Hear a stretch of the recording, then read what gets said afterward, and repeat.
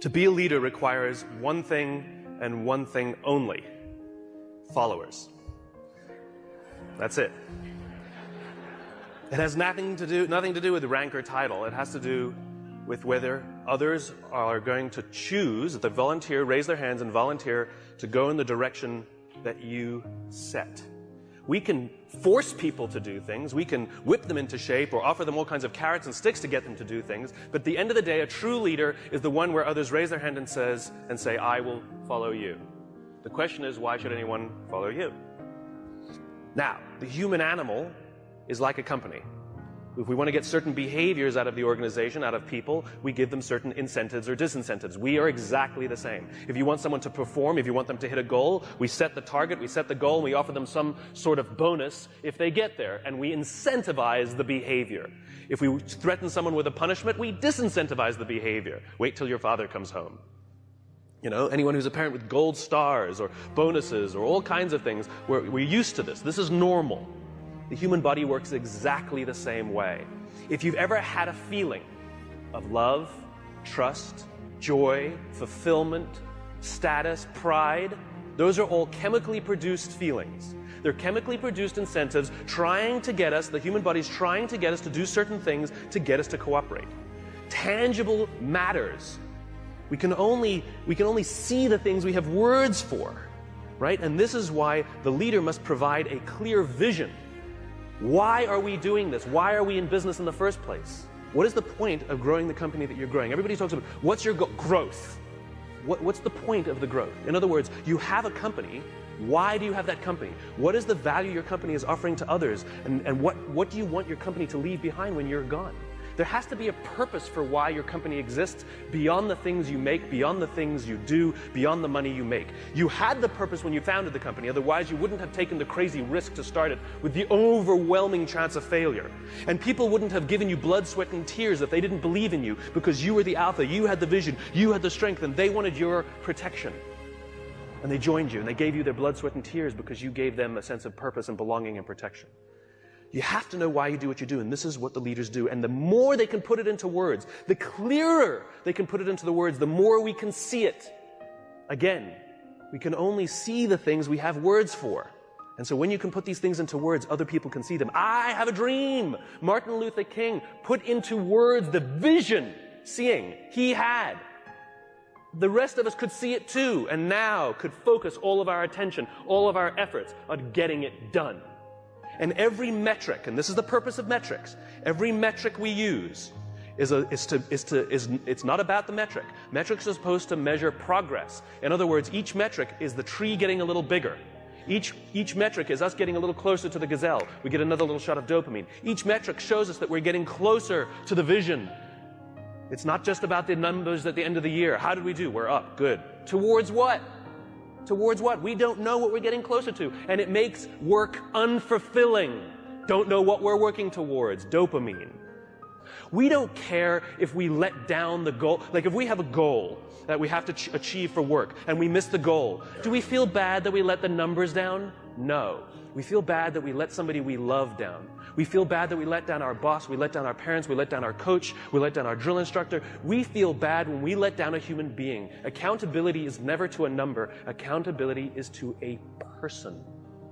And if there is no relationship with the person who's supposed to look after us and the person we're supposed to be working for, then we don't feel accountable. And this is where leadership becomes really, really important. You see, when we give selflessly to those in our tribe, offering them protection, because that's all anybody wants at work. They want to feel safe, comfortable, protected. Think about it as a parent. You know, back in those days, there were no countries, there were no corporations, there were no companies. They didn't exist. There's only one thing that pre-existed all of those things. The family. That's all we had. Each other. Think about it. What do we say to our children? You don't get to choose your children. Some of them are funny looking. Some of them not that smart. Okay? Those are the kids you got. Sorry. You get to pick your employees, but you don't get to pick your children, and yet it doesn't matter who your kids are, whether they're the best looking or not, whether they're the smartest or not, whether they're strongest or not. You give them undying love. And you don't point out their weaknesses if you're a good parent. You point out their strengths if you're a good parent. You encourage them to do the things that they're good at.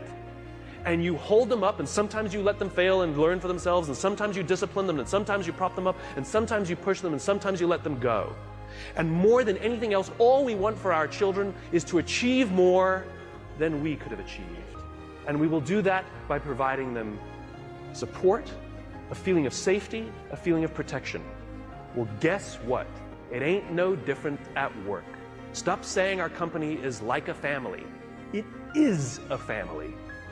And you are the mother and you are the father. And the minute you hire someone, you must give them undying love, and you must work tirelessly to see that they can achieve more than you could ever have imagined yourself achieving.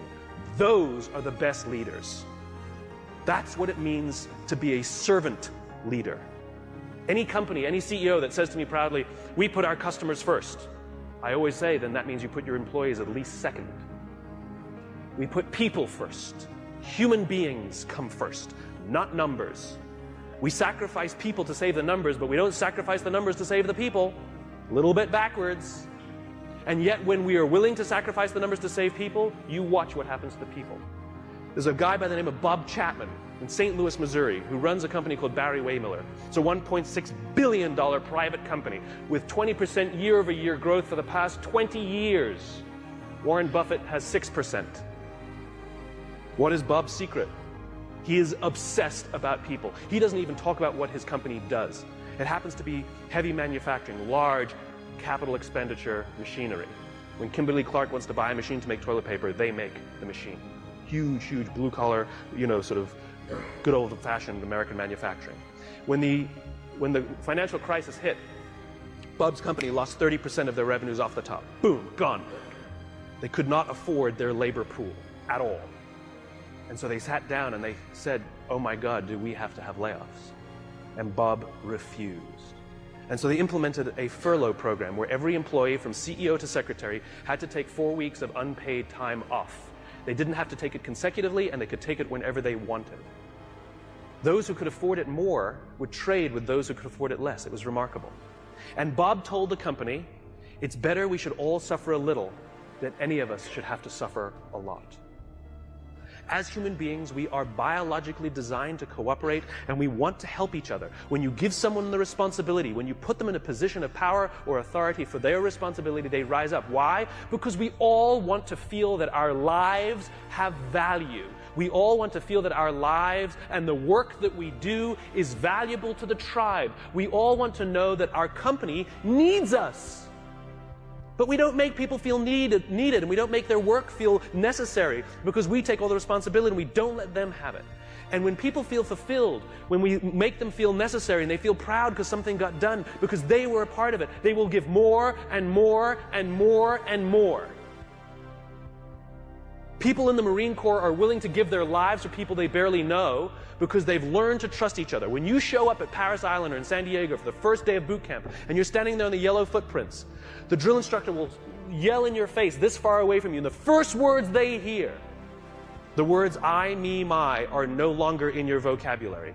They will be replaced with we, together, and us. They are taught that success does not come by yourself. It only comes in a group. There's an old African proverb: to go fast, go alone. To go far, go together. We're all talking about how quickly we're growing our companies, but how long will your company last? 80% of the Dow Index are 35 years or younger. Sure, we build fast-growing companies, but they don't last. I watched it. I went to the Crucible and watched these Marines. The Crucible is their final test before they become Marines. They're out for 56 hours. They get 3 meals, a total of 8 hours sleep the entire time. They're exhausted, they're tired, they're dirty, they're working hard. And you watch a fire squad of 4 guys making their way under barbed wire and shots fired and all of this mayhem and dirt and sand, and it's crazy. And they're dragging themselves across the dirt. And one of the guys is tired and starts falling back, but they have to achieve the mission. They've got to get to the other side. But what do? They stop, they go back, they grab his webbing, and they pull. They slow themselves down because they'd rather slow down with all 4 than go fast with 3. To go fast, go alone. To go far, go together. Next time somebody says, what are your goals? Stop saying to increase top-line revenues by $1 million or $10 million or whatever you want to do next year. And start saying, we're building a company that's going to last 100 years. Watch the changes that happen inside the company. Devote yourself not to firing people, but to give them an opportunity to contribute. And if they fail, help them up. And if they fail, help them up. And if they fail, help them up. And if you really think they're incompetent and you really don't believe they fit your culture, why did you hire them? Because of their resumes or because they belong?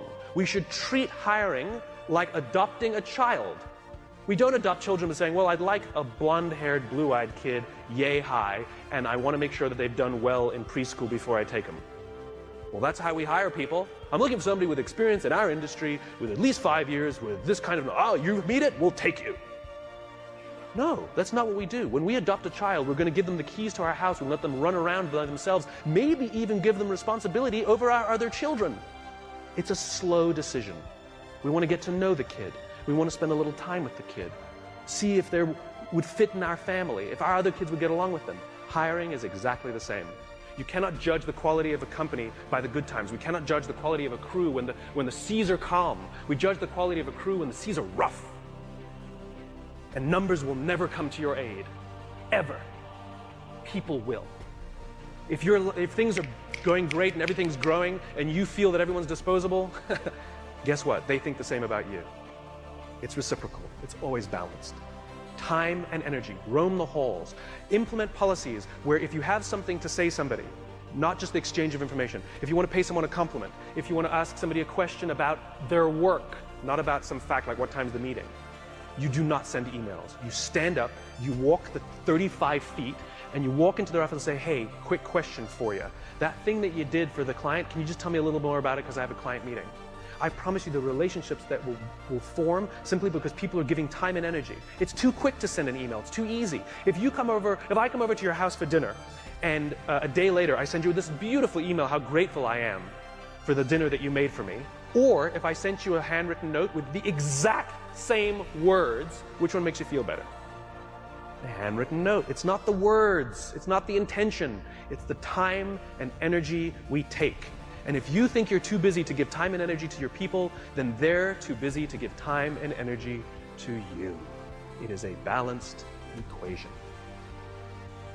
I imagine a world in which the vast majority of people wake up every single morning inspired to go to work and come home every single day fulfilled by the work that they do. I believe that loving our jobs is a right, not a privilege. Why should it be just the lucky few who get to love going to work? It is an entitlement that we all have. And by saying love our jobs, it doesn't mean we have to like them every day. We love our children every day, we don't like them every day.